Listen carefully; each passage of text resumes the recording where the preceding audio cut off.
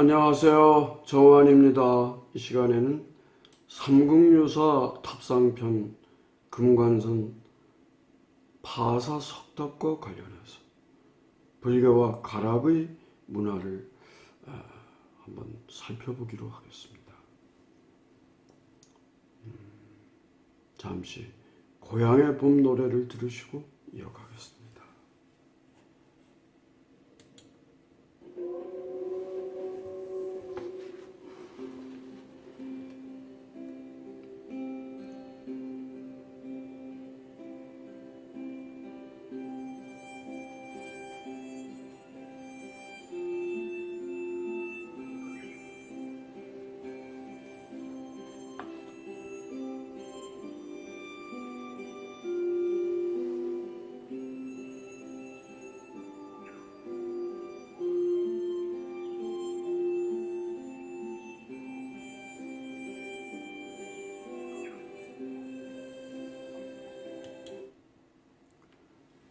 철기 문화와 함께 거북 토템 그리고 불교 문화는 이러한 가락국 문화 원형의 3대 광명이라고 할 수가 있습니다. 삼국유사 파사 석탑 부분에 실려 전하는 내용을 보면은 금관 호계사의 파사 석탑은 옛날 여기가 금관국 시절의 세조인 수로왕의 왕비인 호황옥이 동안 건무 24년, 그러니까 신라 유리왕 25년 48년에 그 무렵에 서역 아유타로부터 싣고 온 것이다. 파사석탑의 탑이란 불교 문화의 상징이요 얼굴입니다. 범어인 스투파에서 유래한 말인데 중국으로 들어오면서 중국화의 과정을 거쳐서 스투파가 타파가 되고 탑이 돼서 오늘날까지 그렇게 굳혀서 쓰이고 있는 거 아닙니까? 공든 탑이 무너지랴 뭐 그런 말도 있고.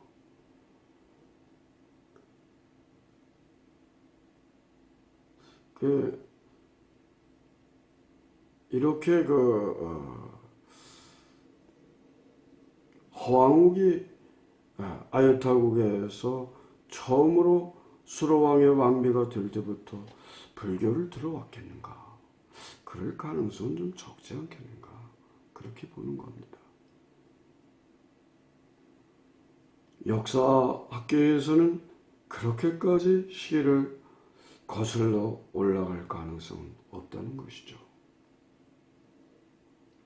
공식적인 기록을 보게 되면은 금관가의 제8대 질지왕 원가 29년 452년 수로왕과 허왕과 처음으로 만나서 부부의 연을 맺었던 그 장소를 기념하기 위해서 거기다가 왕우사를 이렇게 세웠다는 것입니다. 이러한 파사 석탑에 관련한 설화는 고려문종 무렵에 김해를 중심으로 하는 이 지역에서 입에서 입으로 떠돌던 그런 이야기를 끼워 넣었을 소지가 있다는 것이죠. 파사석탑의 소재 마찬가지. 단단한 화강암이 아니고 무른 돌이야.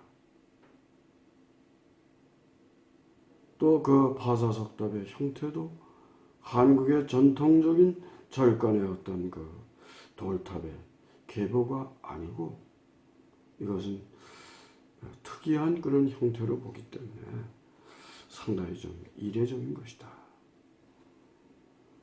고려 광종 3년 952년에 장유사를 확장하면서 같은 경내에 세워졌던 그 왕우사를 갖다 헐어버렸습니다. 왕우사의 창건 연대는 고려보다는 약 500년 정도 앞서 있을 것으로 보이고 왕우라는 명칭 또한 우리가 잘 생각해 보면 신라 제30대 문왕 때부터 왕후, 왕비라는 말을 썼습니다. 그 이전에 부인이라는 말을 썼죠. 그러니까 왕후사라고 하는 이 절도 신라 중엽에 세워졌던 것이 옳지 않겠는가. 그렇게 봄이 온당하지 않겠는가 하는 거죠. 앞에서 불의한 수로왕의 왕후였던 호왕은 아유타국의 공주이고 나이는 16살이라고 본인이 그렇게 수로왕에 말했습니다. 그 바다를 건너서 배에다 싣고 온 것이 바로 파사석탑인데, 여기 나오는 아유타국은 가운데 중자 중인도에 자리했던 고대 인도의 그 왕국이었는데 사방 오천리 아주 큰 나라였고 물산이 넉넉한 그런 지역이었다 그랬습니다. 그러면 어떤 경로로 어떻게 그러면 이 아유타국의 공주 허왕옥이 가락국으로 들어왔을까? 제 가설 중에 하나 있는데, 하나는 바다를 이제 통해서 배를 타고 들어왔을 것이다. 물론 배를 타는 것은 기정사실이지만 저 아래 인도 서남부에 있는 그러한 이제 벵갈만 그쪽을 돌아서 돌아왔다는 설이 있고, 또 다른 하나는 허왕옥이 돌아오고 난 뒤에 그의 임금이 특별히 내렸던 시호가, 임금이 이제 사람이 죽은 뒤에 주는 호를 시호라고 하지 않습니까? 보주태호라고 했단 말이에요. 그 보주가 어디냐? 지금 중국의 사천성 가릉강 유역에 있는 그런 지역인데, 그 이제 파충류 할 때 갑옷파라고도 하고 벌레파라고도 하는데,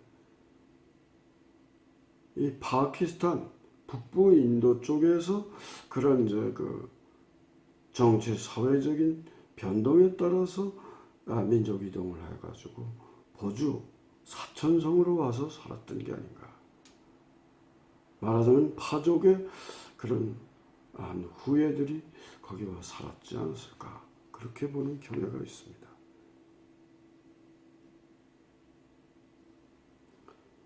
이러한 가락국 금관가야의 불교와의 어떤 그런 상관성은 후기 가야라고 할 수 있는 대가야에도 다르지 않습니다. 대가야의 시조인 이진 아시왕이 어머니 정견 모주가 나오고, 6세기 무렵에 대가야의 임금이었던 인해왕과 그의 왕비였던 신라의 이찬, 비저부의 누이 동생 그 사이에서 왕자가 태어났는데 달월자, 빛광자, 월광태자라 했습니다. 이 월광이라는 이 불교식 이름은 석가모니가 가비라 성주의 왕자로 태어났던 그런 이름이 시다르타라고 우리는 흔히 알고 있는데, 초기의 이름이 월광이었다는 겁니다. 해인사 부근에 거덕사와 월광사라는 절이 있습니다. 거덕사는 월광이 처음으로 불문에 입문한 곳이고, 월광사는 월광태자가 직접 세운 것이다, 그렇게 합니다. 그렇게 전합니다.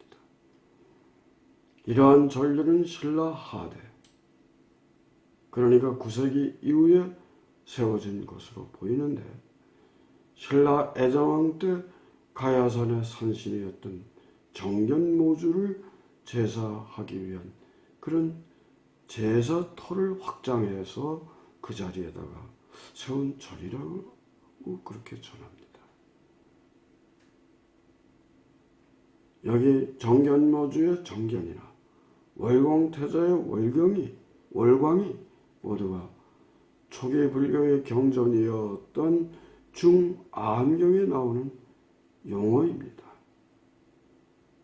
월광태자의 아버지인 인해왕은 522년에 법흥왕과 결혼 동맹을 맺고 528년에 들어와서 신라가 불교를 공식으로 인정한 시점을 계기로 해서 이를 적극적으로 받아들여서 마침내 그 왕자의 이름에도 불교식 명칭을 그렇게 붙였을 가능성이 있지 않나고 가능합니다.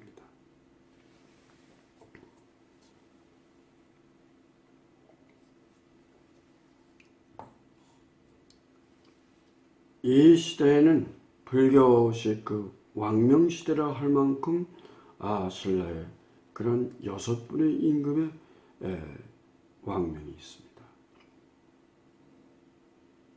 불교를 처음으로 공식적으로 받아준 법흥왕,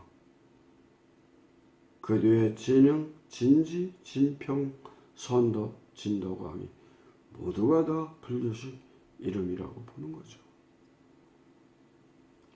진흥왕 때 대가야를 정벌한 사다음이라는 화랑의 수장도 마찬가지예요. 사다음이라는 말은 어떤 깨달음의 경지를 도달한 아라한이라는 그런 이름으로 그렇게 이해되기도 합니다. 또한 이 사다음이 대가야를 정벌할 때 그 대가야의 성문이었던 전단문, 달리 전단양이라고도 하는데, 여기 전단양의 전단도 불경에 자주 나오는 향나무의 일종입니다. 이 예벌할 때 이제 향을 많이 피우지 않습니까? 대가의 불교는 백제에서부터 들어왔을 가능성도 있다는 겁니다. 지금의 고령 고화동의 고분의 벽화를 보면 공주 송산리의 벽화 전문과 아주 흡사하고 아주 비슷하고, 특히 천정에 있는 그 연꽃 무늬는 부여능산리의 그것과 아주 상통하는 바가 크지 않느냐. 하여튼 이러한 이야기를 종합해 볼 때 전기가야인 금관가야와 후기가야인 대가야를 통틀어서 이런 불교 문화의 그런 영향이 상당히 컸다, 그렇게 볼 수가 있겠습니다. 건강하고 행복하세요.